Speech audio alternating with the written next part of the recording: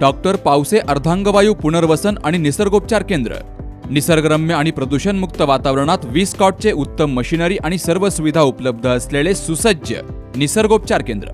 अर्धांगवायू, मान, पाठ, कंबर आणि सांधेदुखी, हातापायांना मुंग्या येणं, टाचदुखी, चेहऱ्याचा पॅरालिसिस, ॲक्युपंक्चर, फिजिओथेरपी, जलचिकित्सा, बाष्पचिकित्सा, योग चिकित्सा, मालिश चिकित्सा, चुंबक चिकित्सा, आहार चिकित्सा आणि माती चिकित्सा। संपर्क डॉक्टर रमेश पावसे, ठिकाण हिवरगाव पावसा, रायतेवाडी रोड, तालुका संगमनेर। संपर्क 9623 25 67 22। शिर्डी लोकसभा मतदारसंघासाठी काँग्रेसकडून उमेदवारी न मिळाल्यामुळे नाराज असलेल्या महाराष्ट्र प्रदेश कमिटीच्या महासचिव उत्कर्षा रुपवते यांनी आपल्या पदाचा राजीनामा काँग्रेसचे अध्यक्ष मल्लिकार्जुन खरगे यांच्याकडे सोपवलाय। गेली 16 वर्षांपासून मी प्रामाणिकपणे आणि कष्टाने काँग्रेसमध्ये असताना काम केलंय।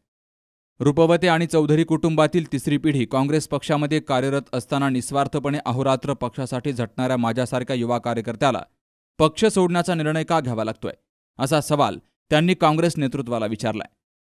लोकसभेची निवडणूक जाहीर झाल्यापासून उत्कर्षा रुपवते ह्या काँग्रेसकडून शिर्डी लोकसभेसाठी तिकीट मिळवण्यासाठी प्रयत्न करत होत्या। मात्र ही जागा उद्धव बाळासाहेब ठाकरे गटाला सुटल्यामुळे तेव्हापासूनच रुपवते ह्या काँग्रेसमध्ये नाराज होत्या। अखेर त्यांनी आपल्या काँग्रेस कमिटीच्या महासचिव पदाचा राजीनामा देऊन आपली नाराजी प्रकट केली आहे।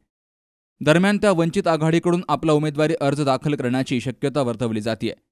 वंचित आघाडीचे सर्वेसर्वा प्रकाश आंबेडकर यांची त्यांनी काही दिवसांपूर्वी भेट घेतली होती।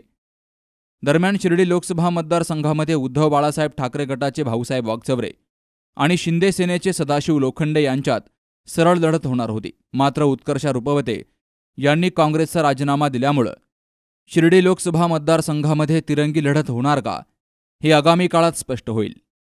बाबासाहेब कडू, सी न्यूज मराठी, संगमनेर।